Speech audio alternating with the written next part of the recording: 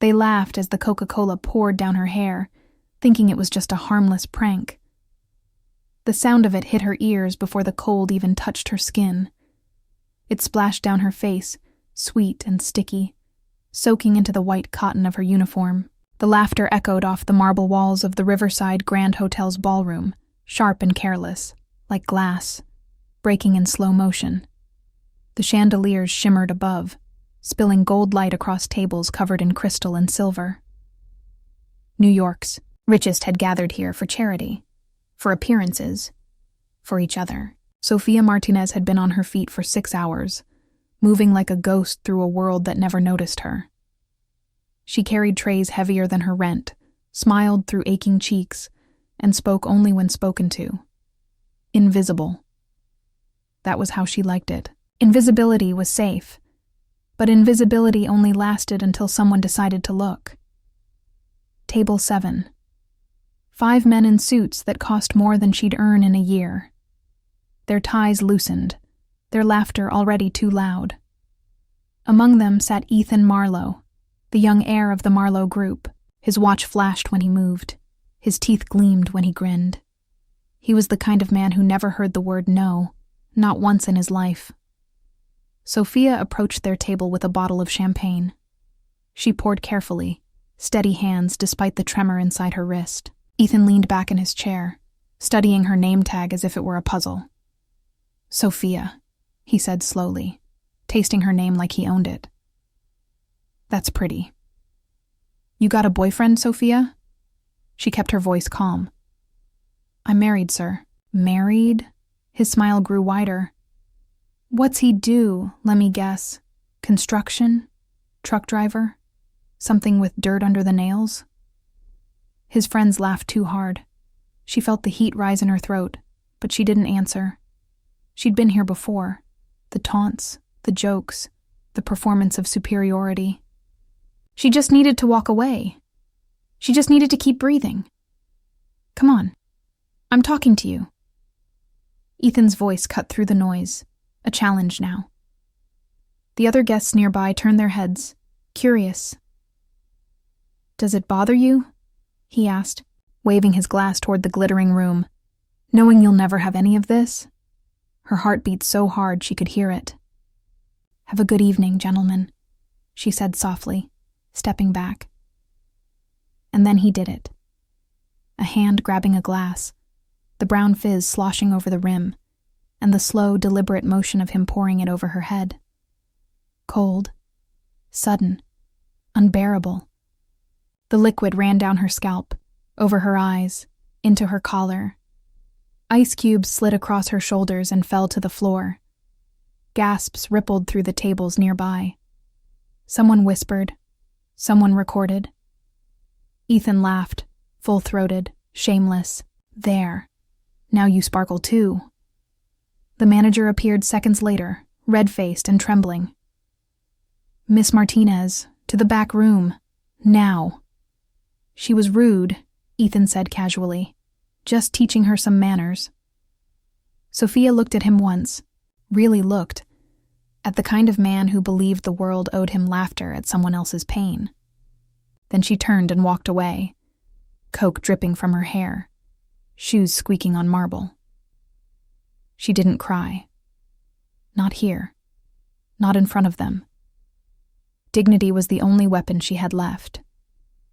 In the staff bathroom, she locked the door. The mirror showed. A stranger in a mascara-streaked, blouse-ruined, skin sticky with soda. She wanted to scream, to tear something apart. But instead, she took slow breaths until the shaking stopped. Her phone buzzed on the counter, a message from her husband. How's work, amore? Her thumb hovered over the screen. She could tell him. She could watch the fury bloom in his eyes, the kind of fury that didn't stop until justice was paid in full. But Dante Morelli didn't belong to this world of chandeliers and polite cruelty. He was from the other side of the city, the side that built these towers and knew how to bring them down. So she typed back, Fine. Home by midnight. Love you. She dropped the ruined blouse into a trash bag, changed into her spare uniform, and went back to work with her head low. Behind the kitchen doors, a dishwasher named Marco stared at his phone, heart pounding. He had filmed the entire thing. He'd seen Ethan's smirk, the crowd's silence, the humiliation, and he knew exactly who Sophia's husband was. By dawn, that 23-second video would reach Dante Morelli, the man who built the foundations of the city, the man whose wife had just been disrespected in front of Manhattan's elite. And when he saw it, everything would change. The morning light over Brooklyn was pale and quiet. But inside Dante Morelli's kitchen, the silence was different. It was the kind that carried weight like a storm before thunder. His espresso sat untouched, cooling beside the newspaper. The world outside was waking up. Dogs barking, buses, rolling engines, humming. But inside everything was still, until Luca Romano walked in. He had been Dante's right hand for 15 years. He had delivered bad news before, but never like this. His eyes said it before his mouth could form the words. He pulled his phone from his pocket, opened a message and set it face down on the table. Dante glanced up, his voice calm but firm. "What is it?" Luca said nothing, just pressed. "Play." The screen flickered. A ballroom, the laughter of rich men and women, the sound of glass hitting marble. And then Sophia, his wife Coke dripping from her hair. Her face frozen in shock. For 23 seconds, Dante didn't move. He just watched. Then he replayed it again and again, until his knuckles turned white. The third time, his hand trembled slightly. Not from fear, but from something older, deeper. The kind of rage that came when someone touched what you loved most. "She didn't tell me," he said quietly. Luca nodded. "She came home late. Said work was fine. She probably wanted to protect you." Dante looked at the video again, his eyes dark like calm water before it breaks into waves. "Who are they?" Luca hesitated. "Ethan Marlowe and his friends. The Marlowe Group real estate empire owns half of Midtown and the man in the background." Dante asked. Luca's jaw tightened. "Richard. Marlowe, Ethan's father." Dante froze. His wife's humiliation, his partner's son. For a long time he said nothing. Luca waited. Then Dante stood, walked to the window. Hands behind his back. The city stretched out before him. Cranes, trucks, buildings, foundations. All his work, all his world call. "Everyone tonight, warehouse and Red Hook," he said. Luca frowned. "Boss, what are you planning?" Dante turned, his eyes steady. No shouting, no anger, only quiet certainty. "I'm going to remind them who really builds their world by noon." The video had spread like wildfire across the city, whispered through kitchens and hotel corridors, shared by servers, by bartenders, by the invisible people who made the city move. They watched it not with shock, but recognition, because they had all been Sophia, once humiliated and silent. By 3 o'clock, the Marlowe Group issued a statement. It blamed Sophia, called her unprofessional, said she had provoked the incident.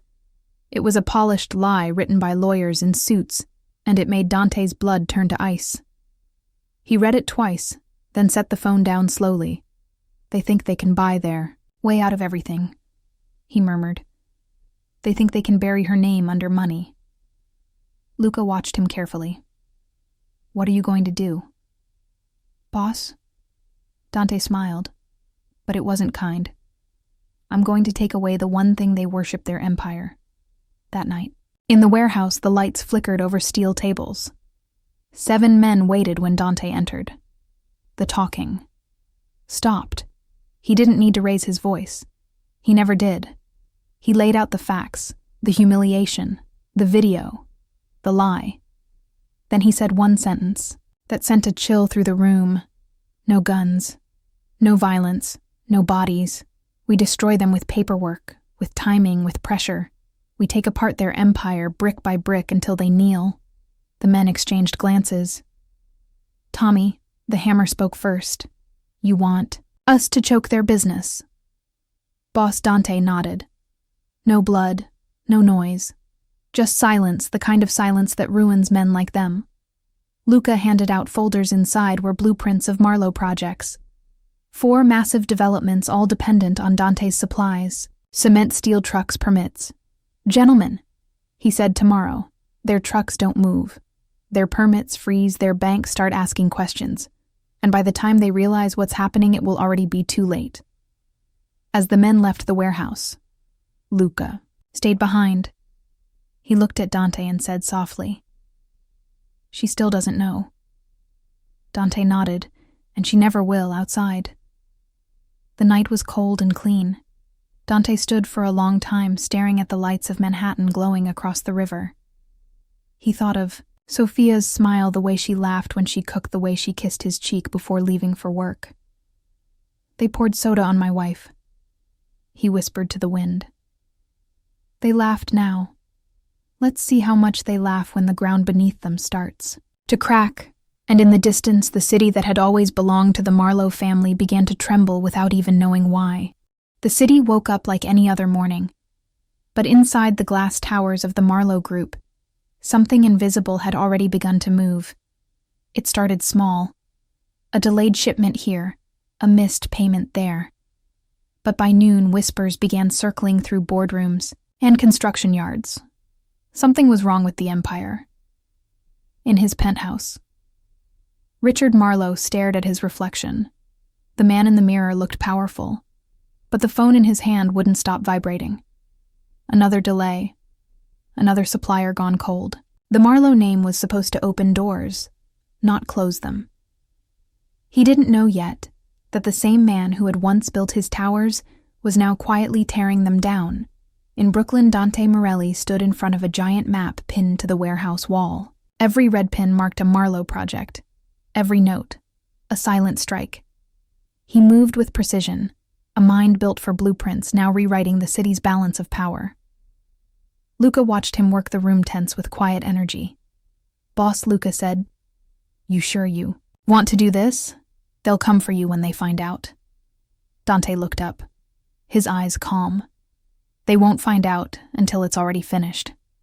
This isn't revenge, Luca. This is education." That same hour, Sophia was at home folding laundry. The television played softly in the background. News anchors talking about delays in the Marlowe construction projects. She didn't pay attention. She had no idea the man she loved was behind every line of that breaking story. She smiled faintly when her phone buzzed. It was Dante asking if she had eaten. She texted back a simple yes. Across the river, Ethan Marlowe sat in a rooftop bar, laughing with friends, still proud of the video he hadn't even watched. Twice the humiliation had become his story, his little joke, to tell over whiskey, but the laughter around him felt thinner now. People looked at him longer. Whispers followed him from corner to corner. That night, the Marlowe boardroom filled with tension. Richard slammed his fist on the table, demanding answers. His engineers shifted uncomfortably. "All the cement shipments are stalled. Sir, one said we can't reach the suppliers. Our contracts mean nothing now. Someone's cutting us off." Richard's veins pulsed with anger. "Find out who," he barked his assistant. "Look down." "We tried, sir, everyone's going dark." While they argued, Dante sat in his office with the lights dimmed, staring at a photo of Sophia taken on their wedding day. She wore a simple dress and a laugh brighter than anything money could buy. He whispered to himself softly. They made her a joke now. They will learn respect through silence. The next morning, Richard woke to headlines. Marlowe Empire under pressure, industry chaos, and beneath it a smaller link. A viral video reshares of Ethan's drunken cruelty. The world that once admired their wealth was turning against them. When Ethan walked into his father's office, Richard threw the newspaper across the desk. "Do you have any idea what you've done?" Ethan frowned. "It was nothing, a joke." Richard's voice broke. "You humiliated a woman in public. That woman was married, and now every project we have is collapsing." Outside the window, a line of cement trucks stood still. Engines off, contracts voided, and in the distance on the bridge, Dante's car moved slow through the fog, the city lights reflecting in his eyes. He wasn't smiling. He wasn't angry. He was waiting. The silence before the fall was the part he understood best. Be sunset. The Marlowe Group had lost $20 million and 2 major investors. Richard poured himself a drink, his hands trembling for the first time in years. Ethan sat pale in the corner, whispering, "It's just business, right?" His father didn't answer back in Brooklyn. Luca entered the warehouse, breathless. "It's done, boss. They're choking, their empire's bleeding." Dante nodded. "Good. Let them bleed a little longer." He looked out toward the skyline, whispering just loud enough for the men to hear. "This isn't over until they understand what humiliation feels, like when it's delivered in silence." And as night spread over the city, Manhattan glittered like nothing was wrong. But beneath the streets, beneath the towers, beneath the laughter, the foundations were cracking. And only one man knew exactly where to push next. The 4th day came with rain, heavy and relentless. The kind that made the streets shine like mirrors and washed away the noise of the city. But not its secrets. Inside his brownstone in Brooklyn, Dante Morelli stood by the window watching the storm. He wasn't smiling anymore. The war he had started was quiet, but its echo was spreading through Manhattan. The Marlowe Group's empire was cracking from the inside. Projects, halted suppliers, unresponsive investors terrified. But Richard Marlowe refused to believe it was more than coincidence. He sat in his glass office staring at spreadsheets full of red numbers. His phone kept ringing, but every call brought the same news: deliveries, delayed permits, frozen costs rising like a flood. As assistant entered, "Pale sir. There's a reporter from the Post asking if the construction delays are connected to the gala incident." Richard's hand tightened around his pen. "Tell them no comment, and shut down any talk of that waitress. We've apologized privately." He lied. She was a nobody. Across the city in a dim cafe, Luca met with one of Dante's contacts, a clerk from the Department of Zoning. The man's hands shook as he accepted the envelope. The message was simple. The Marlowe projects would stay locked in bureaucratic fog for months.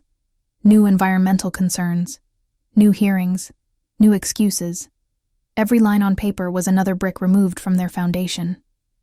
That evening, Dante met his men at the warehouse, the rain thudding against the tin roof. Victor spoke first. "The banks are sweating, Boss Chase and Goldman, both asking questions about missed milestones." Tommy added, "Investors are calling for emergency meetings. They're panicking." Dante listened in silence, then said softly, "Fear is the purest teacher." Luca placed a folder on the table. Photos of stalled construction sites. Half-built, towers surrounded by idle machines.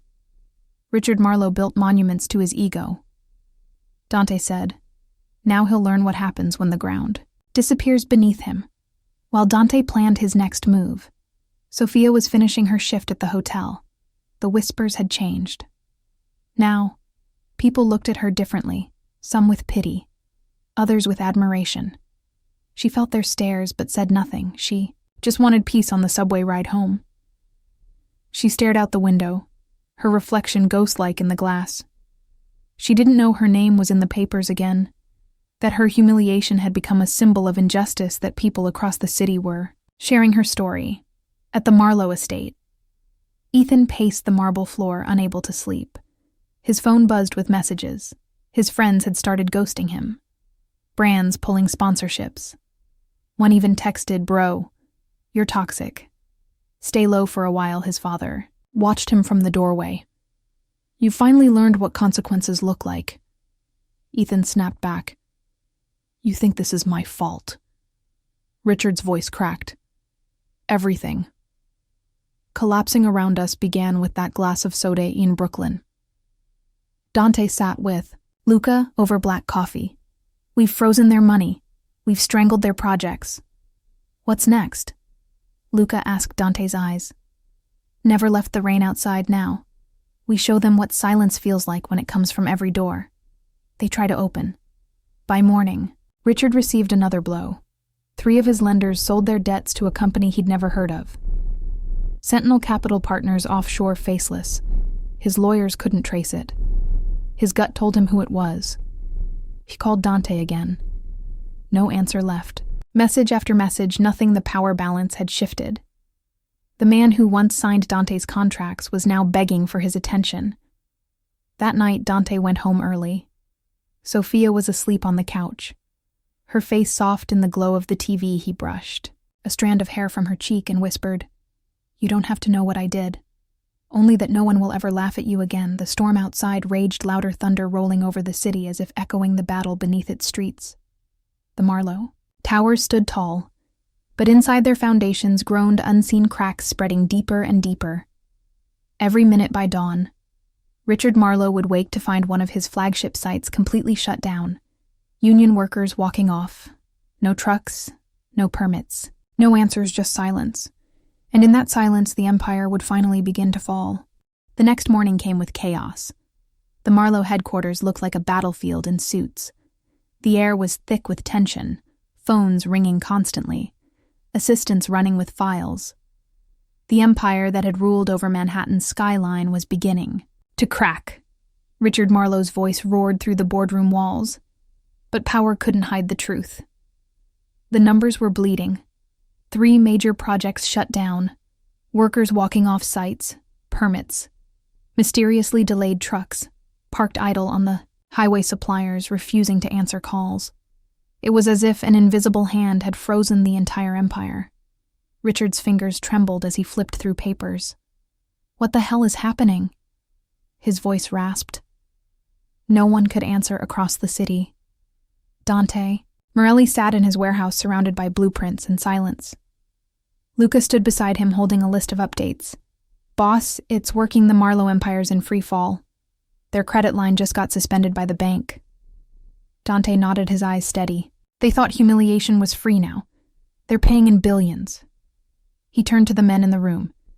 Each one loyal. Each one patient. "You built their towers," he said quietly. "Now you'll help me bring them down. We don't hurt them with bullets. We hurt them with truth. Every deal, every lie they ever buried. We drag it to the light." That evening, the city skyline glowed red in the sunset. The news channels had already caught wind of the scandal. Anonymous sources leaking stories about corruption, fake safety permits, bribed inspectors. The name Marlowe was no longer gold. It was poison. Ethan Marlowe watched the news from his penthouse, eyes wide, disbelief turning into fear. He called his father Dad. "What are we going to do?" Richard's tone was sharp. "Stay quiet. The press will move on." But his hands shook as he ended the call, because deep down, he knew this wasn't the press. This was punishment. Someone out there knew exactly where to strike in Brooklyn. Sophia returned home exhausted, her shoes soaked from the rain. She didn't know what was unfolding. She didn't know that her name had become the whisper behind every headline.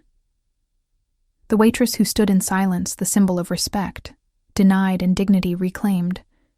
She just wanted peace. She wanted her husband's arms and sleep. Dante met her at the door. He smiled softly and took her coat. She asked, "How was your day?" and he said, "Busy but calm." She nodded, not realizing that calm was a lie. He had been at war for days, but his battlefield was made of contracts and silence, not guns. Meanwhile, in Manhattan, Richard Marlowe sat alone in his office, staring at a single envelope on his desk. No return address, no message inside, only a photograph of his son pouring Coca Cola on Sophia, and behind him in the frame was Richard's own face, watching and doing nothing. His chest tightened. He stood up, breathing unevenly. "Who sent this?" His voice echoed through the empty room. But there was no answer. Only the hum of the city below. That night, Luca returned to the warehouse with an update. "Boss, their board just called an emergency meeting. They're trying to bring in outside investors to save the projects." Dante leaned back in his chair. "Let them try. Every man they call will. Hang up before the second ring." Luca frowned. "They're starting to suspect you." Dante's smile was faint. "Let them suspect. By the time they're sure, it will already be over." Back at the Marlowe mansion, Ethan poured himself a drink, hands trembling. For the first time, he stared at his reflection in the glass. "Maybe this is karma," He whispered the words, felt foreign. Heavy. Richard entered behind him, tired, older than he looked. This isn't karma, it's war. Ethan said. Who would dare go to war? With us. Richard's silence was the answer as dawn broke over the city. The Marlowe name once carved in marble began to crumble in whispers and fear. Contracts canceled, stock prices falling. The empire was collapsing one quiet strike at a time, and somewhere in Brooklyn as Sophia slept. Dante whispered to himself. Justice doesn't always roar. Sometimes it arrives so quietly that no one hears it until everything they love has already fallen. The storm had passed, but its silence was worse than thunder. The Marlowe empire no longer shimmered with confidence. The buildings still stood, but the hearts inside them had begun to rot. Richard Marlowe arrived at the office early, his face pale, his eyes sunken. The headlines on every screen screamed the same words: Marlowe corruption probe, Marlowe empire under investigation, Marlowe project suspended. He sat at his desk alone. The city outside felt colder, smaller. And for the first time in his life, Richard felt fear not of losing money, but of losing everything he built on lies. His phone buzzed again. Another message from the bank. His last line of credit frozen his empire, bleeding out from a wound he couldn't see or stop down in Brooklyn. Dante Morelli's warehouse hummed with quiet energy. Maps spread across tables, screens tracking every financial move. Dante stood before them, his voice low, measured. Luca read the latest reports aloud. Boss, their lawyers are desperate. They can't trace the companies shutting them out. Everything leads to dummy fronts. Dante nodded. Perfect confusion is a more powerful weapon than violence. Then Luca hesitated, his tone softer. She still doesn't know. Dante's eyes darkened. She doesn't need to. She's free of this world. That's the point. She never has to see how ugly it gets at that moment.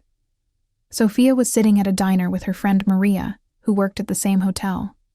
Maria leaned in, whispering, people online are calling you a hero. Sophia blinked, confused. A hero for what? For standing up to them, Maria said softly. For not losing your dignity. After what they did. Sophia forced a smile, but her stomach twisted. She didn't want fame. She wanted to forget. Meanwhile, in a quiet penthouse, Ethan Marlowe slammed his laptop, shut his face, pale. The same video he once laughed at was now his curse. Every platform, every news outlet, every talk show replayed his cruelty on loop. He couldn't leave his apartment without hearing whispers.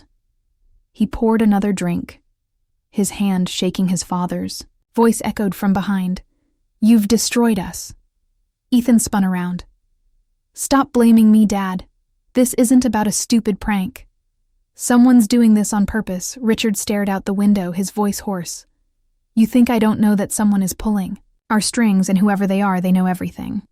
That afternoon, a black car stopped outside the Marlowe Tower.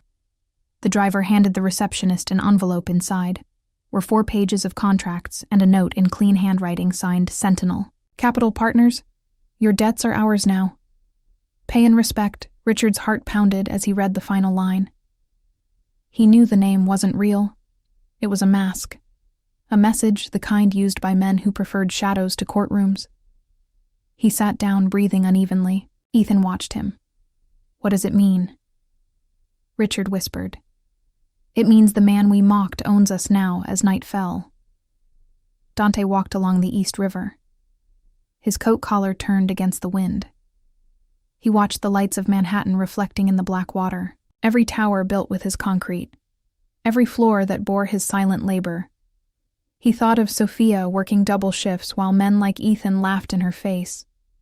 The rage still burned, but now it felt cleaner, colder. More controlled. Luca joined him. Boss, we've taken nearly half their assets. They're cornered. One more move and they're done. Dante didn't look away from the skyline. Not yet. Luca, tomorrow. They'll understand.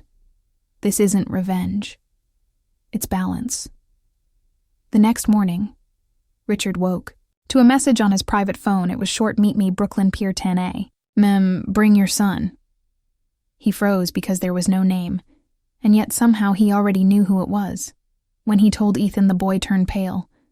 "Dad, we can't go, it's dangerous." Richard answered, "What choice do we have? We've lost everything already." And so as the sun rose over New York, 2 black cars left Manhattan heading for Brooklyn. Unaware that in a quiet office above the water, Dante Morelli was waiting not with anger but with calm eyes ready to end the war. He never asked for but could know. Longer avoid. The morning air at the Brooklyn pier was cold, sharp, and heavy with salt. The sky hung low over the East River. Gray and silent waves rolled against the wooden posts as 2 black cars pulled up beside the old warehouse. Richard Marlowe stepped out, first his coat whipping in the wind. His son Ethan followed. Looking uneasy, both men walked slowly toward the door, each step echoing against the empty docks. Inside the warehouse, Dante Morelli stood waiting. A long wooden table sat between him and the men he had summoned. Sunlight spilled through the cracked windows, catching dust in the air. Luca stood in the shadows behind him, silent, watchful, when Richard entered. Their eyes met. The room felt smaller. Richard broke the silence first. His voice, rough. "What do you want? Money, power, a deal, name your price." Dante didn't move. He just looked at him, then at Ethan, who wouldn't meet his gaze. "You think this is about money?" "Richard, this is about respect." Then his jaw tightened. He took a step forward.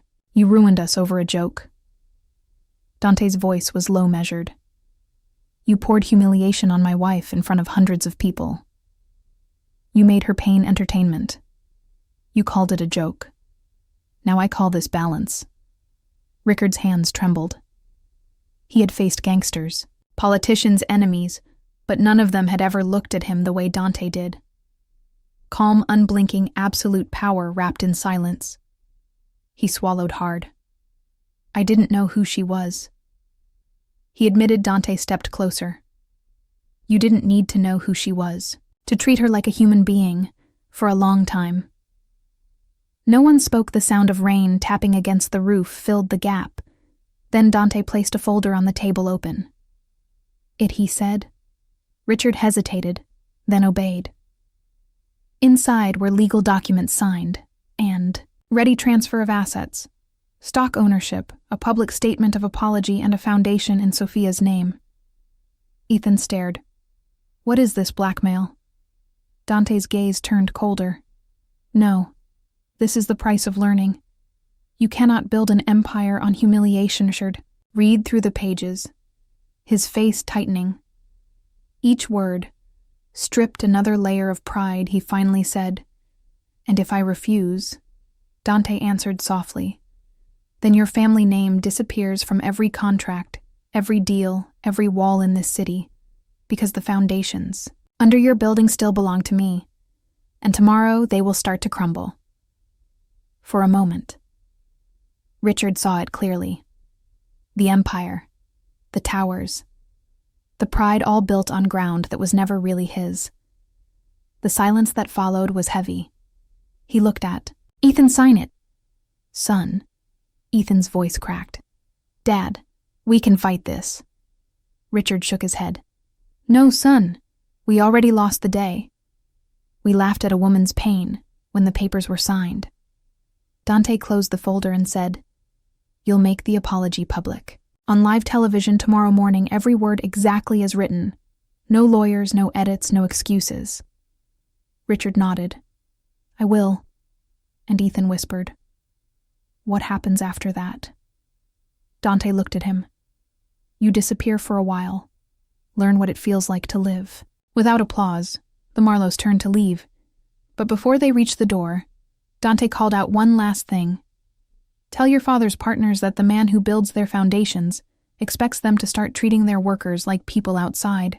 The rain had started again, soft, steady, cleansing. Richard stood by the car door, his chest tight. He looked back once through the warehouse window and saw Dante standing still, watching the river like it held the weight of the world. Ethan climbed in beside him, silent, defeated, as the car drove away. Richard finally said the words he had never said to anyone. Maybe this is what justice feels like when it finally comes for men like Yus. Inside, Dante exhaled slowly. Luca asked quietly, "It's done, boss."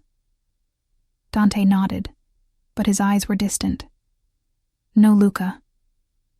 This isn't done until the world remembers her name and forgets theirs." And as the rain washed over the city, the foundations of power continued to shift, silently beneath the surface. The empire had fallen, but the lesson had only begun. The morning came heavy with tension. Cameras flashed like lightning outside the Marlowe headquarters. The streets were blocked by reporters and police lines. It was the day the world had been waiting for. Richard Marlowe. Once the face of power, now stood behind a podium under gray skies, his son Ethan beside him. Pale and shaking, their empire had fallen. Their name dragged through every headline. And today was their last chance to survive the storm. The cameras went live. Richard took a deep breath. The silence was thick as the wind whipped through his hair. He looked at the papers in his hand. The same words Dante Morelli had written for him last night. He could almost hear Dante's calm voice behind every line, reminding him what real humiliation felt like. He raised his head and began to speak. "I am here today, not as a billionaire, but as a man who failed." He said, his voice unsteady. "I watched something cruel happen, and I did nothing. I taught my son. That money could protect him from decency, and now we both pay for that mistake." Ethan looked down, unable to meet the cameras, his father's words cutting deeper than any punishment. Richard continued, "Sophia Morelli, you did not deserve what was done to you. The world saw my silence and your strength, and they will remember you. Long after they forget my name. I will spend the rest of my life rebuilding what I destroyed, not with money, but with respect." The crowd was silent for a heartbeat. Then, questions exploded from every direction. Richard stepped back, unable to continue. Ethan stepped forward, his lips trembling. He spoke into the microphone, voice cracking. "I thought it was a joke. I was wrong. I'm sorry." He turned and walked away as reporters shouted after him. Across the city, in a quiet living room, Sophia sat on the couch, the television glowing in front of her.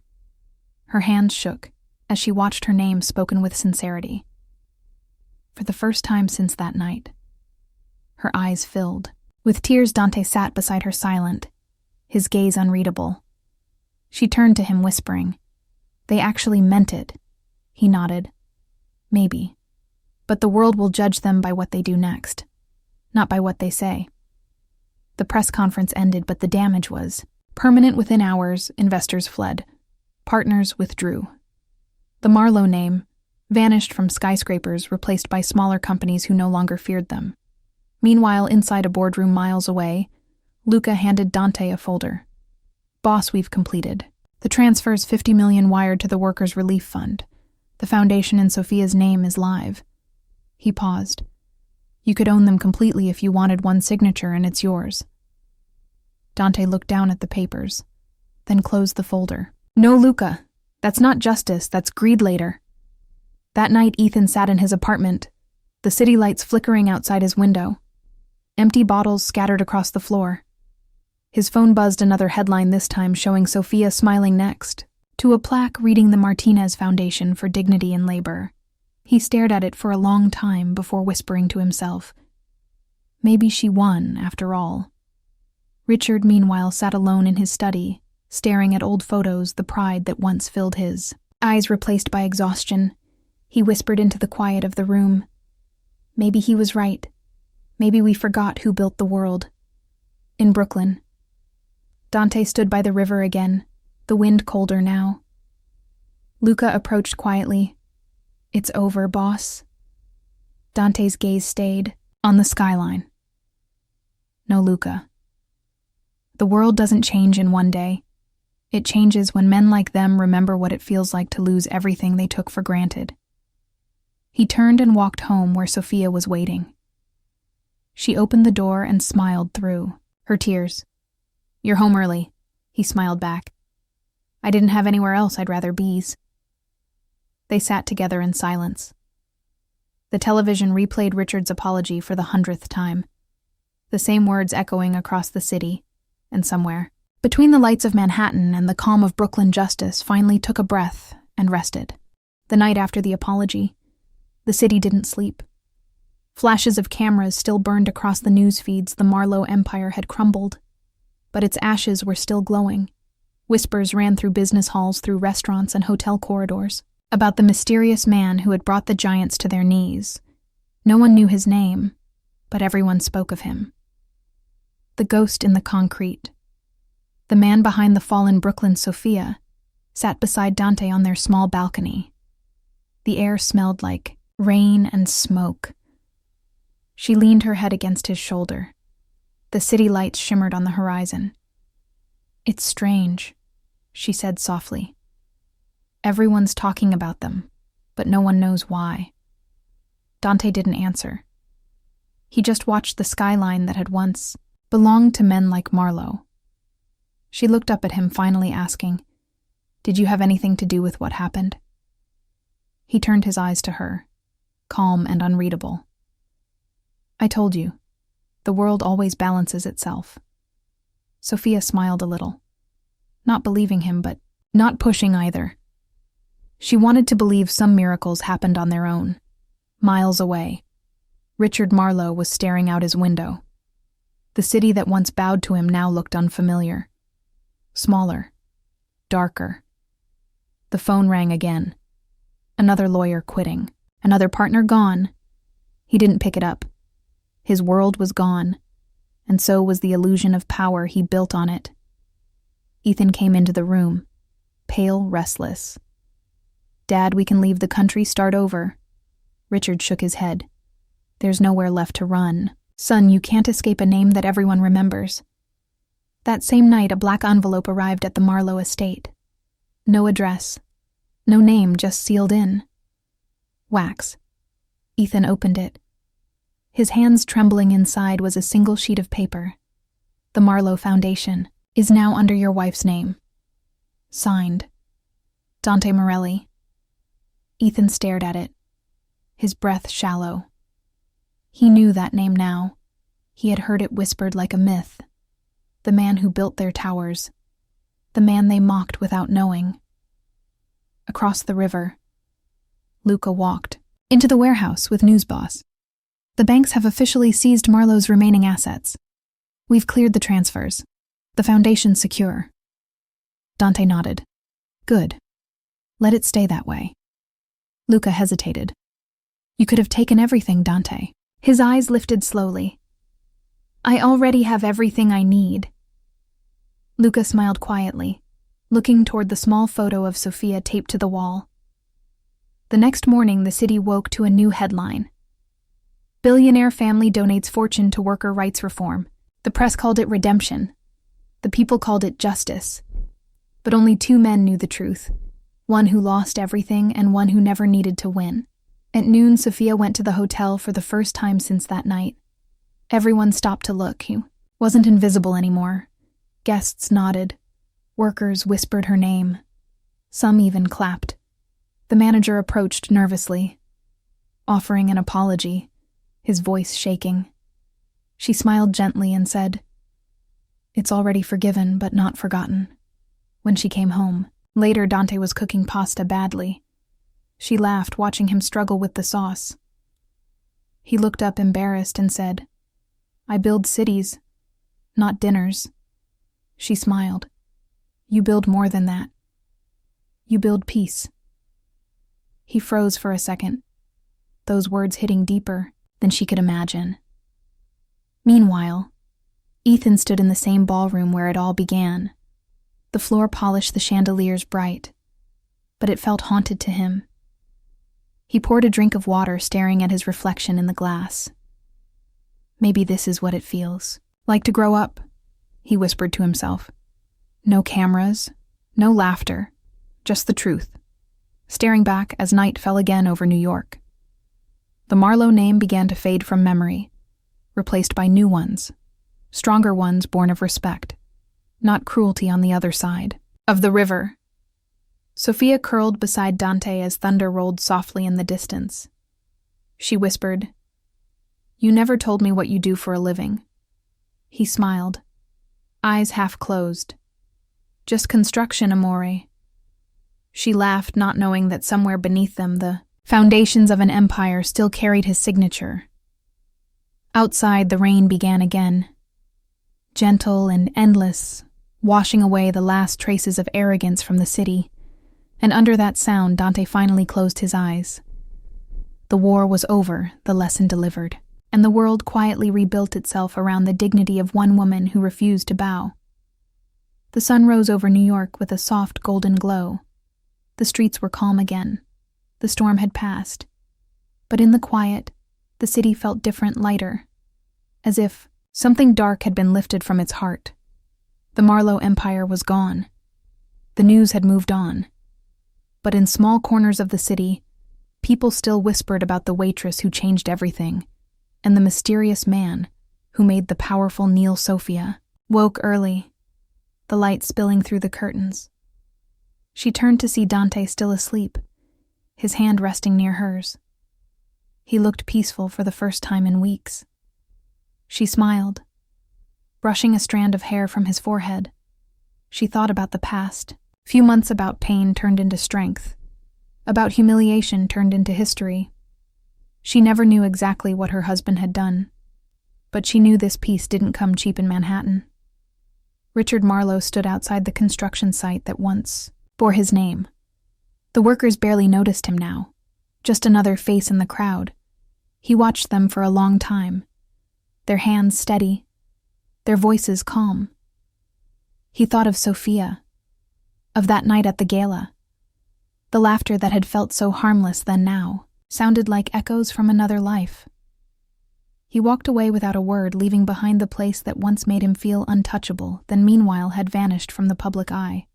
He had sold his penthouse, moved into a small apartment in Queens. Some nights he sat on the balcony, watching the city he once ruled over.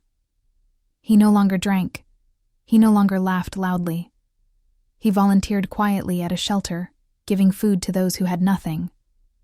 Every time he saw a waitress, he felt a weight in his chest, a reminder of the price of arrogance. In Brooklyn, Dante stood by the window of his workshop.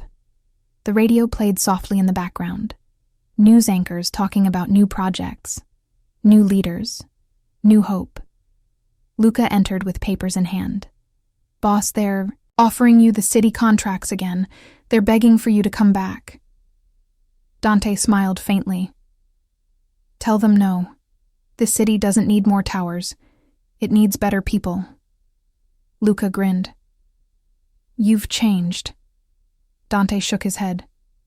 "No. Luca, I just remembered who I was later that evening." Sophia arrived home holding a small package.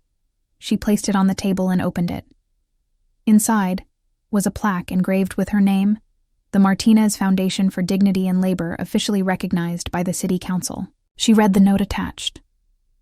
It said, "For teaching us that respect is the highest currency. Signed, Mayor of New York." She smiled, tears filling her eyes. When Dante came home, she showed him the plaque. He looked at it quietly, then wrapped his arms around her. "You see," he whispered, "the world finally knows what I always knew. You were never just a waitress. You were the reason I built everything." She laughed softly, leaning against him. "You didn't build everything, Dante. Some of it fell apart." He smiled. "That's how we learn. Which parts were worth keeping." That night they had dinner together. Simple food and quiet music. The rain began to fall again, tapping gently on the windows. Sophia watched the drops slide down the glass. It felt like cleansing, a final chapter. Closing outside the city glowed alive again, rebuilt stronger. Somewhere in the dark corners of the financial district, the last of the Marlowe signs were taken down, replaced by new names. Smaller companies built on fairness and trust. No more kings, only workers, builders, dreamers, the kind of people Dante always believed deserved the world. Before bed, Sophia stood on the balcony looking out over the skyline. Dante came behind her, wrapping his arms around her waist. She whispered, "I never wanted revenge. I just wanted to be seen." He kissed her shoulder softly and said, "You were seen by the only eyes that mattered." Below them, the city hummed cars, passing lights, blinking.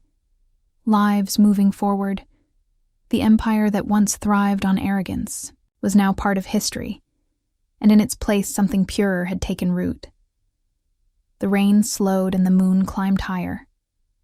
Dante whispered one final truth. The foundations of power can break, but the foundation of love never does. Sophia turned smiling, against his chest.